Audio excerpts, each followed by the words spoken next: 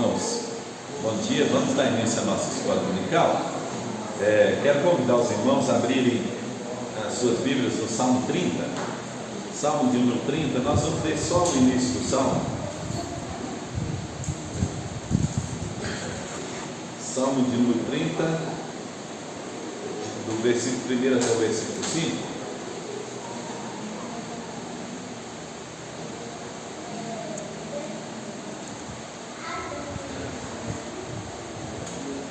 Salmo de número 30, do primeiro versículo até o versículo de número 5.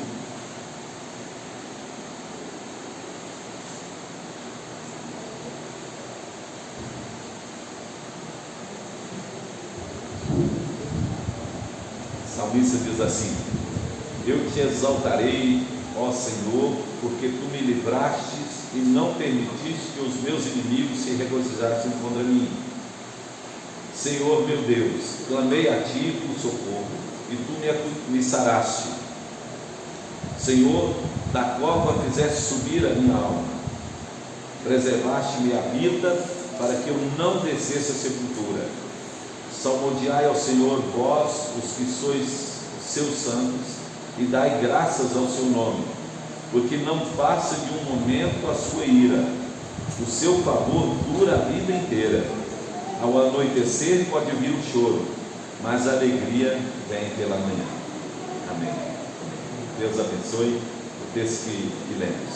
O salmista está falando do livramento do Senhor, né? E aí, falando assim de tão rápido que é a ação de Deus a nosso favor, que ele diz assim, que a gente pode estar chorando à noite, mas aí no outro dia Deus nos dá um motivo de alegria, né? Então, mostrando como que Deus cuida de nós, né? Como que isso é importante, né? Então, por isso que o salmista nos chama para louvar o Senhor, bendizer o Senhor, né? Vamos orar, vamos agradecer ao nosso Deus. Então, Pai, nós queremos, Senhor, te louvar por tuas grandiosas bênçãos em nossa vida. Queremos te agradecer também, Senhor, pelos livramentos que o Senhor tem nos dado, Pai. E queremos pedir, ó Deus, que nessa manhã, enquanto estivermos estudando a tua palavra, Senhor, adorando-te aqui, ó Pai, que a tua mão, Senhor, esteja estendida sobre nós, ó Deus, para curar, sarar, restaurar, ó Deus, consolar os irmãos que estão sofrendo e trazendo, Senhor, graça, Senhor, sobre graça. Pedimos também, ó Deus, em nome de Jesus, que o Senhor esteja, Senhor, colocando sobre nós a tua mão, no sentido de nos fazer, ó Deus, entender a tua palavra, compreender, Senhor, o propósito do Senhor para a nossa vida. Queremos, ó Deus, te agradecer também, porque livremente podemos estudar a tua palavra, Senhor.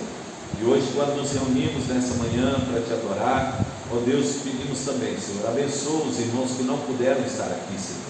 Que a tua mão, Senhor, esteja sobre eles, tua graça, Senhor, esteja sustentando. Muito obrigado, Senhor, por tudo que o Senhor tem feito. Meu Deus, essa experiência do salmista é a nossa experiência, Senhor, de ver, ó Deus, a tua mão nos livrando e nos abençoando. Por isso te louvamos, te agradecemos nessa manhã e oramos, Pai, em nome de Jesus. Amém. Amém. Vamos cantar um cântico? Vamos? Te exaltamos? Te exaltamos, ó Cordeiro Santo de Deus, e declaramos as suas maravilhas.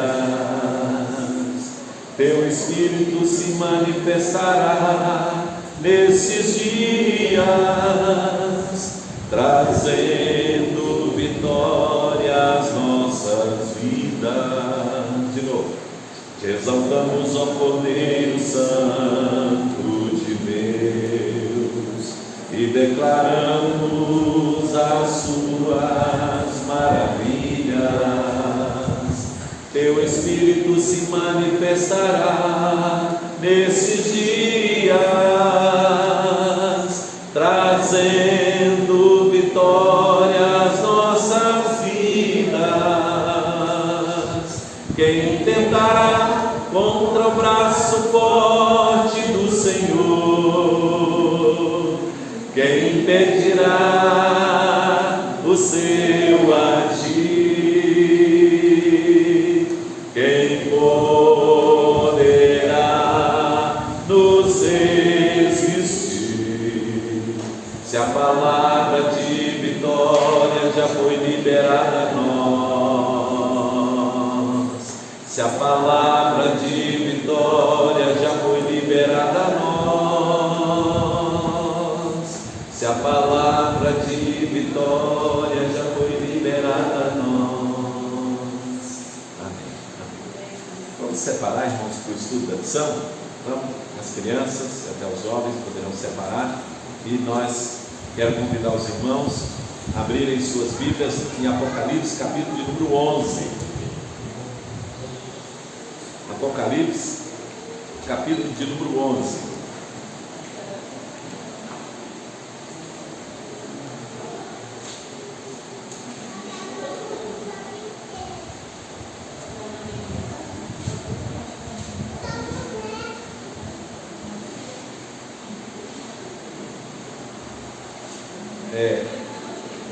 Na última lição que nós tivemos, irmãos, no capítulo 11, nós estudamos até o verso 14. E hoje nós vamos iniciar nossa leitura a partir do verso 15. Então, Apocalipse, capítulo de número 11, começando no verso 15, leremos até o verso de número 19.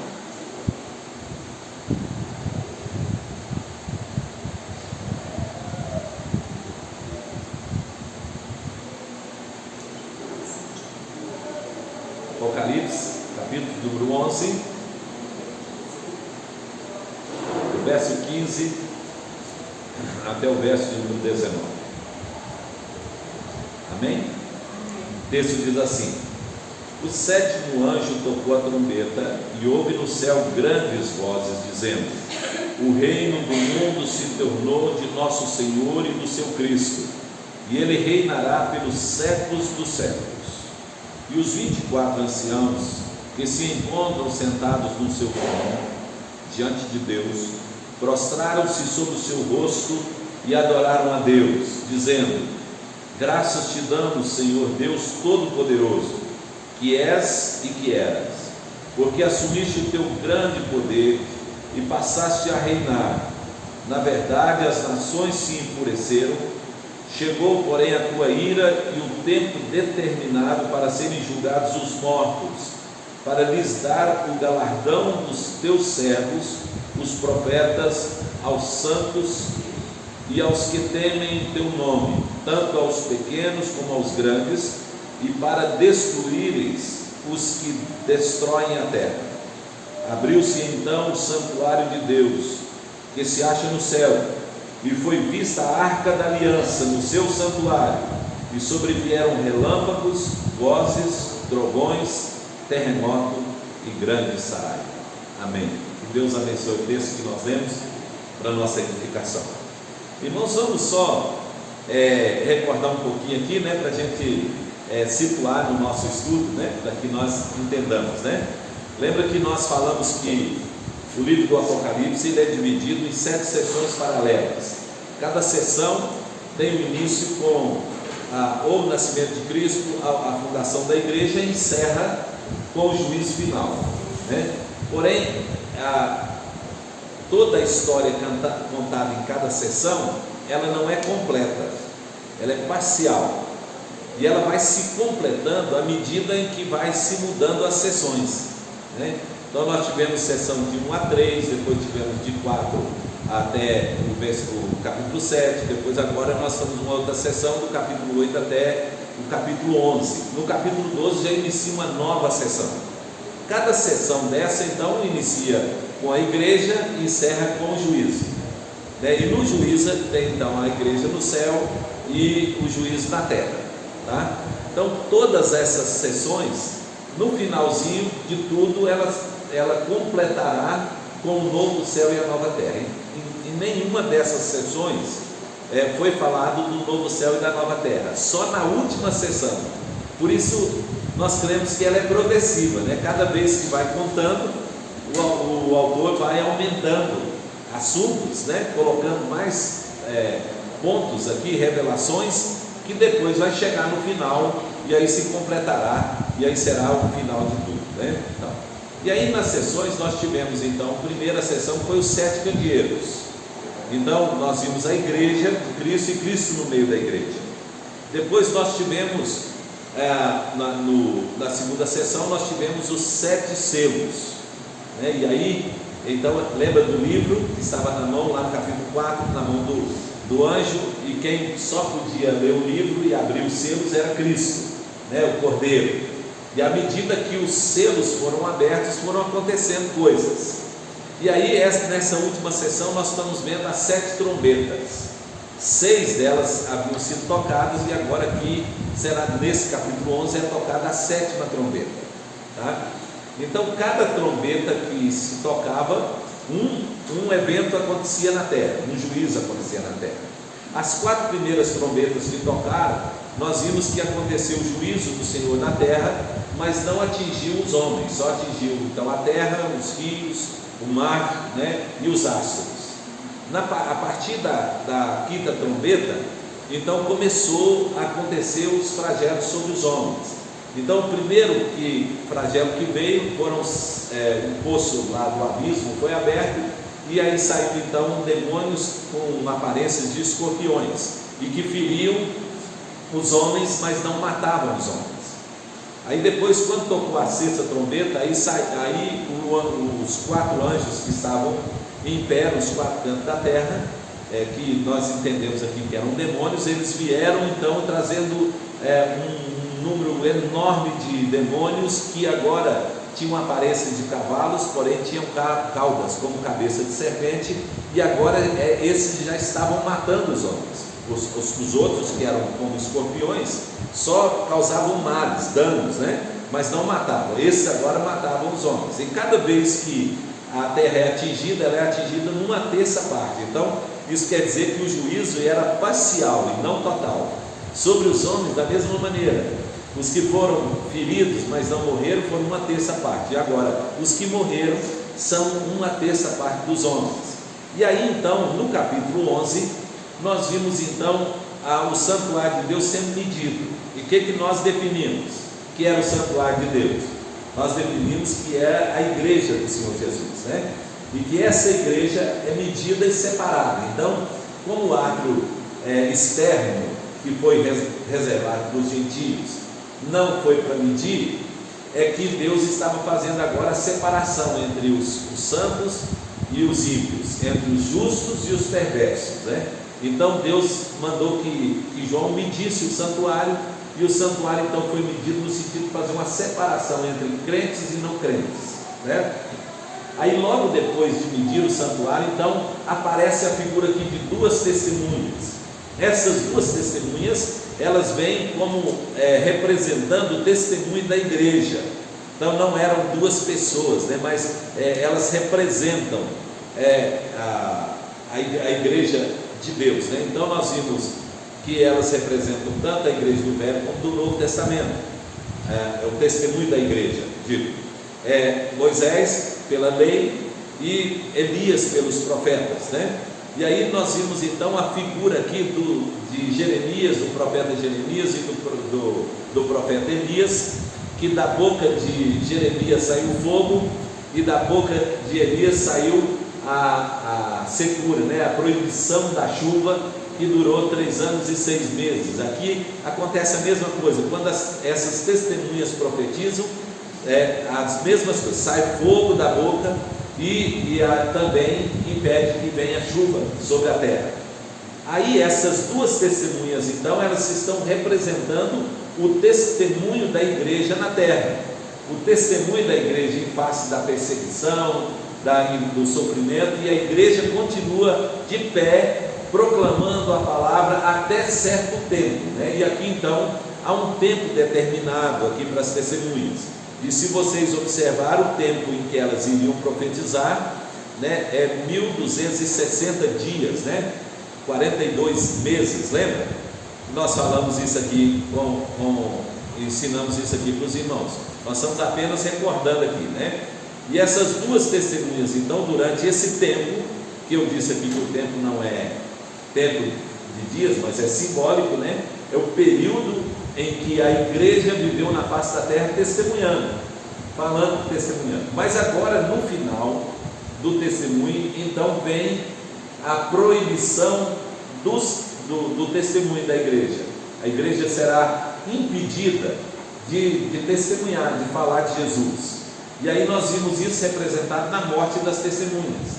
E que durante um período de tempo que foi simbolizado aqui por 3 dias, e meio, essas testemunhas estiveram, as pessoas estavam presentes, as testemunhas estavam ali, mas elas estavam mortas, porque Deus concedeu o poder à besta para matar as testemunhas, ou seja, impedir que o testemunho da igreja fosse anunciado.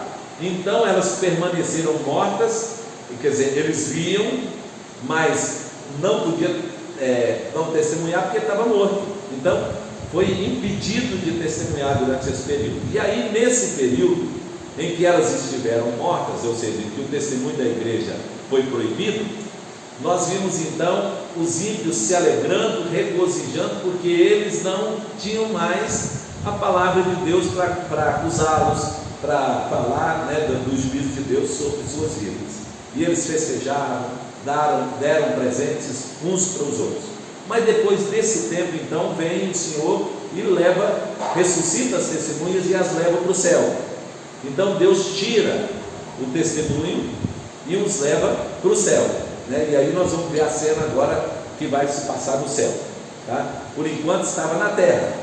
E aí quando Deus então leva as testemunhas para o céu, então as pessoas ficam admiradas de ver o milagre que aconteceu. Elas dão glória a Deus, mas elas não se convertem. E aí agora a cena é transferida para o céu.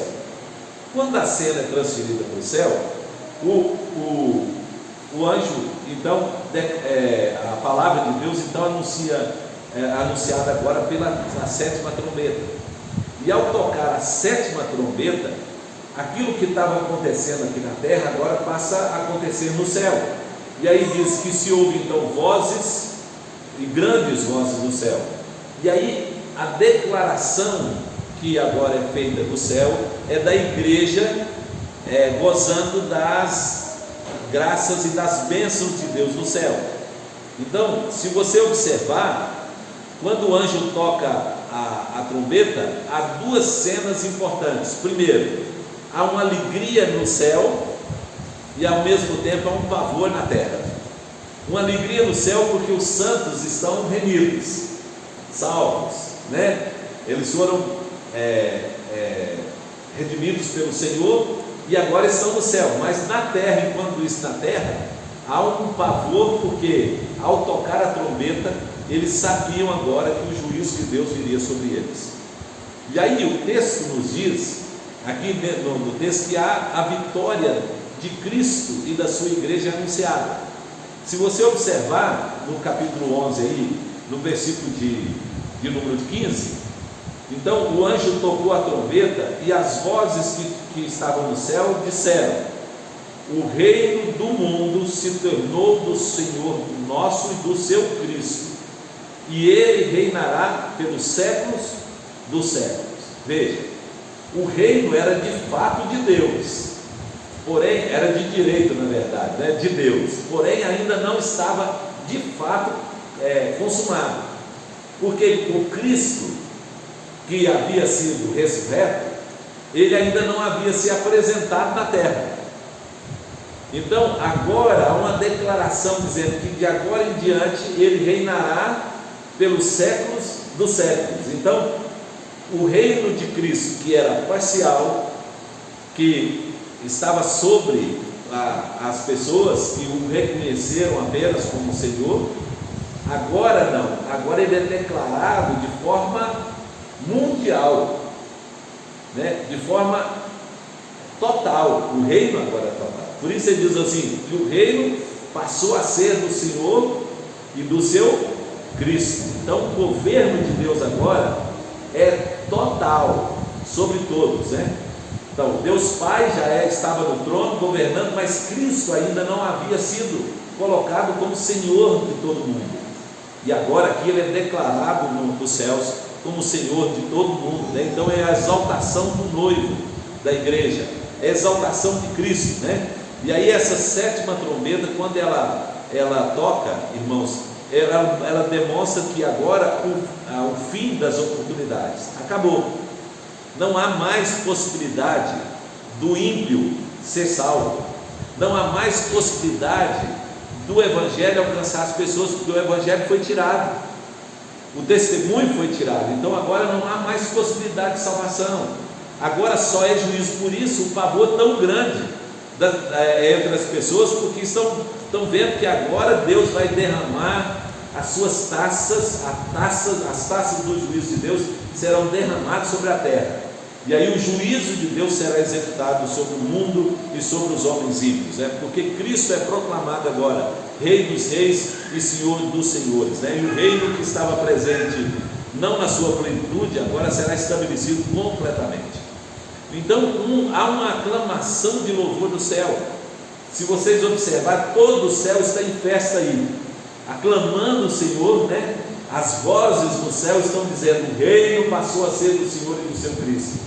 E os 4 anciãos que estavam lá nos céus, cada um deles, irmãos, diz o texto aqui, os 24 anciãos, eles que estavam assentados nos 24 tronos, representando a igreja do Velho e a igreja do Novo Testamento, eles agora se prostram diante do Senhor e adoram o Senhor, dizendo: graças te damos, ó Senhor Deus Todo-Poderoso, que eras e que és, porque assumiste o teu grande poder e passaste a reinar. Então agora não há mais possibilidade dos ímpios agirem contra a igreja de Deus.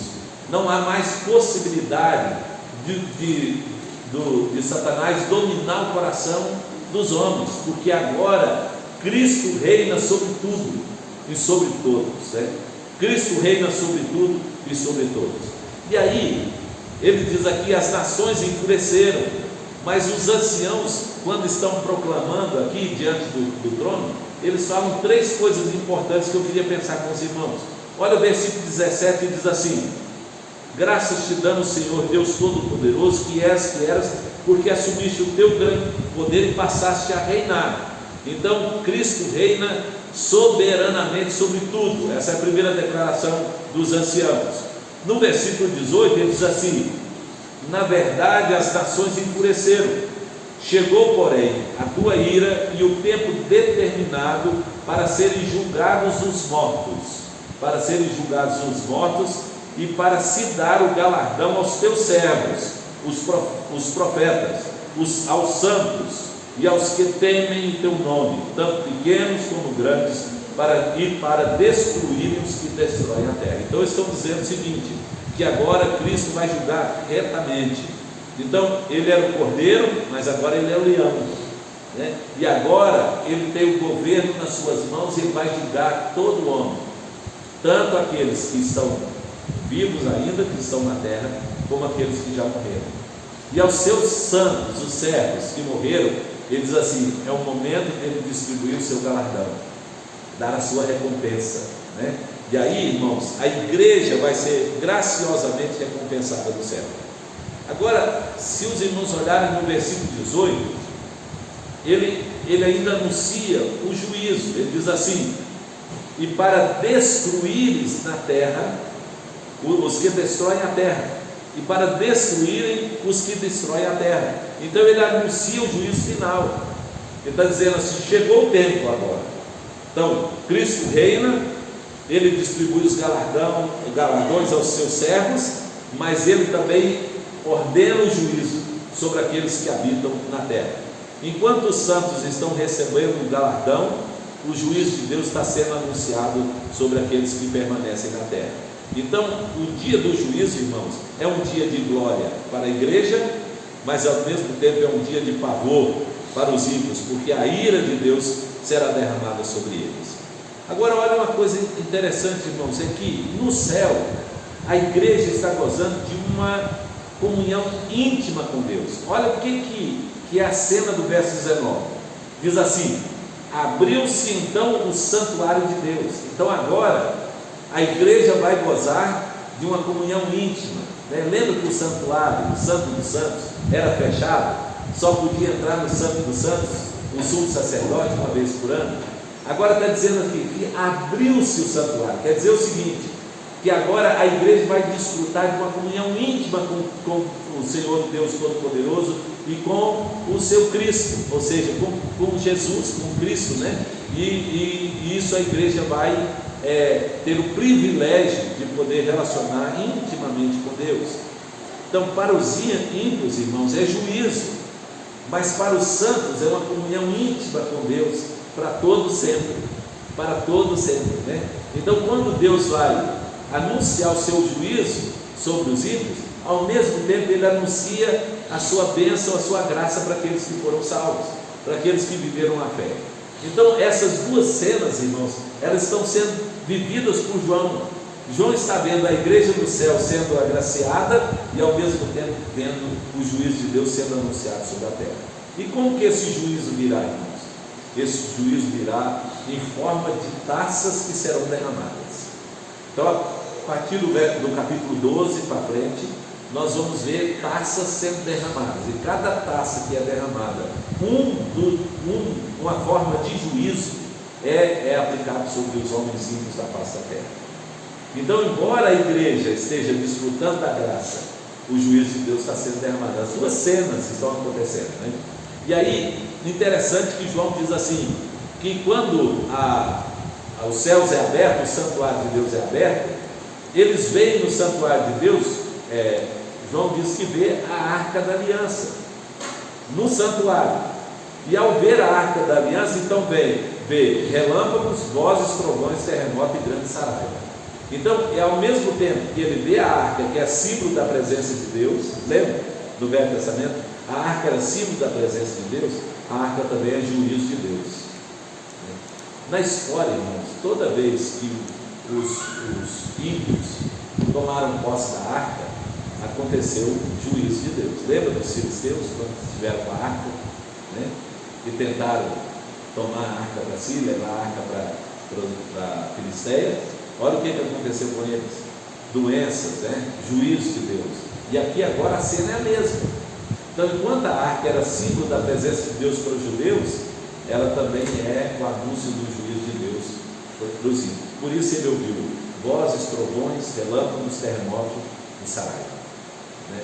Então, enquanto a arca falava para os crentes da graça, da misericórdia, da bondade, da presença de Deus, da comunhão com Deus, a mesma arca anuncia o juízo de Deus na vida dos ímpios, porque eles não creram, né? Alguém quer fazer alguma pergunta? Então, os irmãos verão que o juízo de Deus está sendo aplicado de forma parcial, ainda não é de forma total, né? Então, os santos estão gozando das graças de Deus aonde, irmãos? No céu, não na nova terra, porque ainda é parcial, não é total. Então, aqui, até no capítulo 11, irmãos, tudo que está se passando aqui é uma cena de um juízo parcial, mas haverá lá no final um juízo total, onde então os ímpios serão lançados no lago de fogo e enxofre, e os crentes serão ressurretos e estarão gozando do novo céu e nova terra. Por enquanto, a igreja aqui, irmãos, ainda está sendo perseguida, maltratada, mas lá depois, no final, a igreja será honrada. Ela vai descer do céu como noiva, né? E ela irá então desfrutar das bodas do Cordeiro. Enquanto isso, o juízo de Deus será totalmente derramado sobre aqueles que se opuseram, né? E aí tanto o diabo, como o anticristo, como a besta que emerge do mar, a besta da terra, né? A morte e o inferno, todos serão lançados no lago de fogo e enxofre. Isso é no finalzinho. Como que nós sabemos que essas são sessões? Se os irmãos olharem no versículo 1 do capítulo 12, os irmãos verão justamente de novo iniciando a história. Olha o versículo 1 do capítulo 12. Viu-se grande sinal no céu, a saber, uma mulher vestida como o sol, e com a lua debaixo dos seus pés, uma coroa e 12 estrelas na sua cabeça, e se acha grávida e grita com dores de parto, sofrendo os tormentos para dar a luz. E aí nós vamos ver a cena repetindo do nascimento da igreja de novo.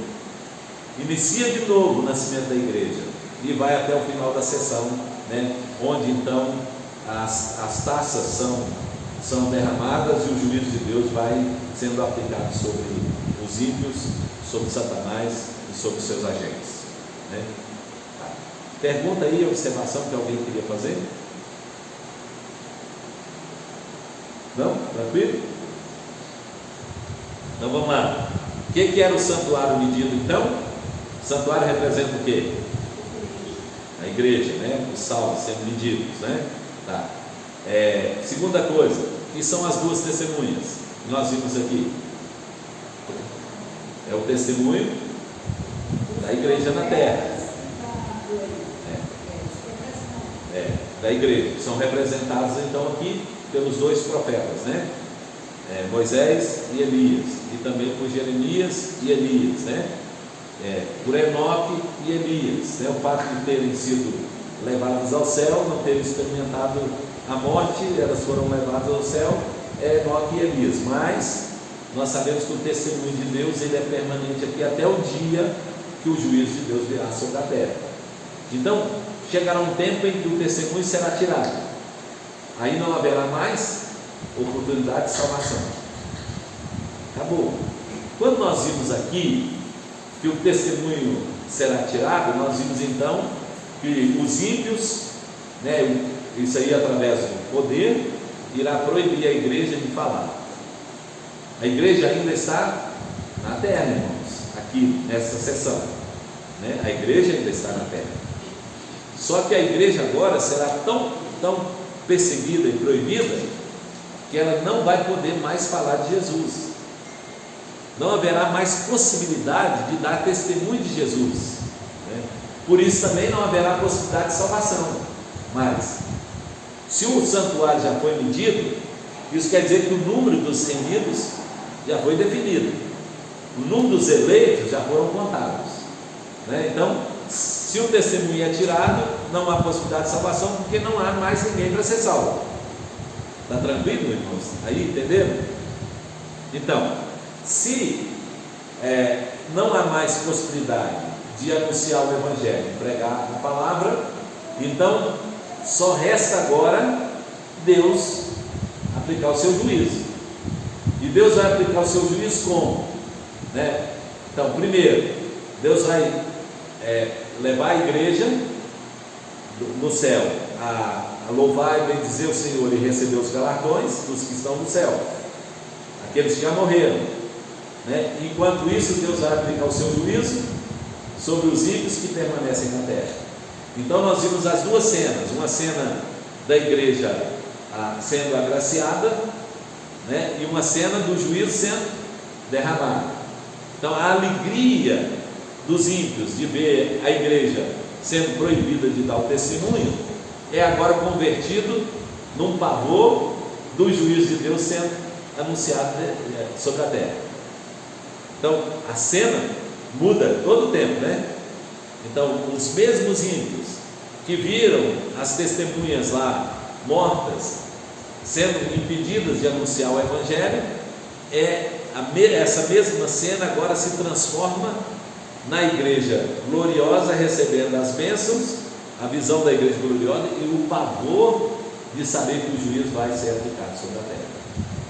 Beleza? Pastor, no caso aí, essa retirada do Evangelho, ela vai ser de uma vez gradativa, igual porque já tem países aí que já não pode. Não, será total, né?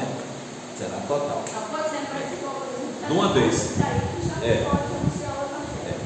Esses são locais, né?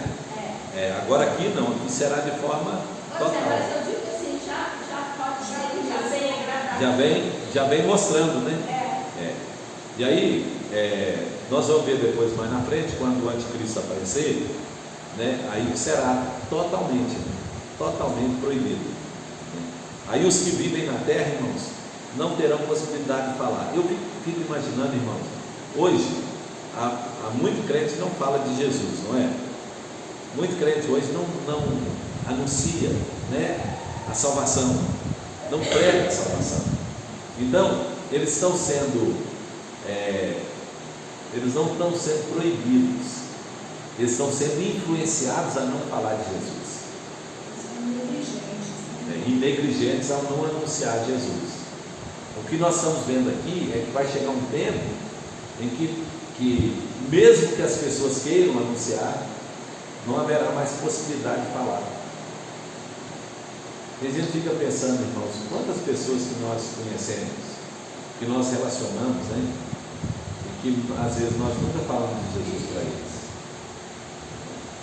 E pensa, os da família, né? Nós ainda estamos vivendo esse período onde a salvação está alcançando as pessoas, né? E às vezes a gente deixa de falar até com uma questão assim de achar que a gente precisa ser mais agradável e não ser chato, né? Às vezes a gente acha que falar de Jesus para as pessoas, eles vão entender a gente como pessoas chatas, né? E é o contrário, né? O maior presente do mundo, né? É Jesus, e nós estamos muitas vezes deixando de falar. O mundo inteiro sabe que Jesus nasceu. Vai comemorar o Natal agora, né? O mundo inteiro sabe que Jesus existiu. Se tiver algum lugar remoto, muito remoto, que nunca ouviu falar de Jesus, é muito pequeno, né? Pensar num lugar desse que nunca ouviu falar de Jesus, não é? No entanto, irmãos, poucos creem que Jesus realmente é o Senhor, Ele veio, é o Salvador. As pessoas aceitam que o menino Jesus nasceu em Belém e tal, né? Mas não o aceitam como Senhor e Salvador das suas vidas, né? E aí há uma forma de cegar os olhos, né? Pessoas estão cegas. Às vezes elas veem o testemunho de Cristo na vida das pessoas, Cristo transformando a vida de pessoas, né? E eles atribuem a isso a uma melhora moral dos indivíduos, né? E não a uma graça operada pelo Espírito Santo no coração das pessoas. Interessante, não é? Há uma cegueira mesmo. A Bíblia diz que o Deus desse século cegou o entendimento dos incrédulos, para que não se resplandeça a luz do Evangelho. Então, é uma venda nos olhos, e Paulo diz: quando essa venda é tirada, então as pessoas se convertem. E às vezes a pessoa está vendo Deus, as obras de Deus na vida dos outros, dos crentes, né? Vendo como Deus tem feito coisas, né, maravilhosas, e as pessoas não enxergam isso como a graça do Evangelho da salvação. Entende isso como bênção, né, como melhoramento moral das pessoas, né? Como se a sociedade estivesse cada dia aprimorando, né? E a gente vê que está o contrário, não é? Cada dia a sociedade está se tornando pior. As pessoas no mundo, elas estão se tornando piores, enquanto o crente está cada dia mudando, transformando sua vida, né, pela ação do Espírito Santo, e enquanto a sociedade cada vez se perde mais. A gente vê as crianças, né, totalmente sem referencial, crianças pré-adolescentes já envolvidas com alcoolismo, com drogas, nas escolas perdendo totalmente, né, o senso de moral, de bom costume, de valores, porque o mundo está se tornando cada dia pior, e Paulo falou isso, né, que o mundo ia cada vez se tornar pior, né, cada vez pior. E aí é claro que isso vai culminar onde, irmãos? Numa revolta do mundo contra a igreja. Porque o Evangelho, ele não só proclama salvação, mas o Evangelho também proclama juízo. E uma pessoa se tornar mais justa, melhor, ela não apenas é vista como um modelo, mas ela também incomoda. Não incomoda, irmãos? Por que incomoda, irmãos? Porque revela o grau de podridão que tem a sociedade. Então, um crente, quando o crente está vivendo e dando testemunho do Evangelho, ele não apenas proclama a verdade do Evangelho e a oportunidade de salvação, mas como também ele expõe o modo de vida pervertido que o mundo está vivendo. Por isso Jesus falou assim que a luz veio ao mundo, mas os homens amaram mais as trevas. Por quê? Para que as suas obras não sejam reveladas, manifestas. O crente é luz, então onde o crente está, ele revela, né, a imoralidade, a perversão em que o mundo está vivendo. Ao ponto, irmãos, de que coisas que são deveres se tornarem virtudes, né, nas pessoas. Coisas que eram deveres se tornam virtudes. Como, por exemplo, honestidade. Honestidade não devia ser virtude, porque virtude é algo que é excepcional na vida de alguém, né? E honestidade é um dever, é uma característica de um servo de Deus, né? Falar a verdade, irmãos, né, não devia ser uma virtude, deveria ser um dever na vida do crente, não é verdade? E quando uma pessoa é verdadeira, honesta, sincera, né, nas suas palavras, né, verdadeira nas suas palavras, isso é tido como virtude, né? Porque ele é uma pessoa melhor do que os outros, né? Uma coisa excepcional. Excepcional, e não uma questão natural na vida das pessoas. Então, por quê? Porque isso expõe, né, a forma de vida errada que o mundo está vivendo, a normalidade que o mundo está vivendo, não é verdade? Então, coisas que para nós antigamente eram valores, né, numa sociedade, hoje eles estão presentes aonde? Na vida da igreja. Porque o mundo perdeu totalmente seus valores. Antes dos pais passavam os valores dos filhos, hoje a gente não tem mais respeito, ser trabalhador, ser honesto. Que eram valores da sociedade. Hoje eles se encontram onde? Na igreja, apenas, né?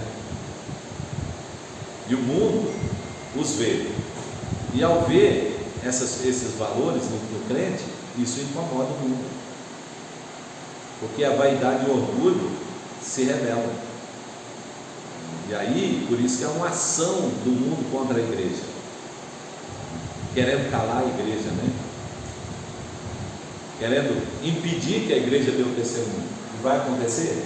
Vai, irmãos. Vai chegar um dia em que não haverá mais possibilidade de falar de Jesus. Então hoje nós estamos vivendo o período da salvação, da oportunidade da salvação, mas vai chegar um tempo em que não haverá mais possibilidade, a porta vai se fechar, e aí fechou a porta da oportunidade. Então aqueles que não ouviram, não mais ouvirão, né? Por isso que Paulo fala a respeito da salvação. Ele diz assim, que todo aquele que confessar Jesus como Senhor será salvo. Ele diz, mas como confessará aquele de quem nada ouviu? Como ouvirão se não há quem pregue, né? Então como pregarão se não forem enviados? Nós ouvimos, nós vimos, nós somos chamados para pregar, nós somos enviados a pregar, né? E às vezes a gente está acomodado, ou talvez nós estamos envergonhados pela forma que o mundo tem visto o crente.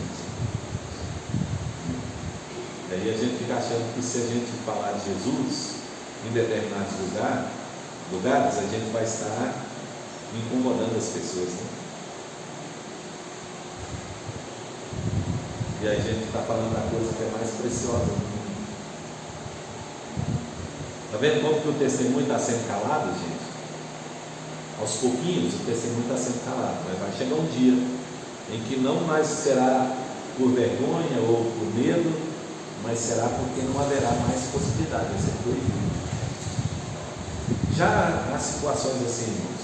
Por exemplo, há países abertos ainda para o Evangelho, que não está proibido ter cristão, né?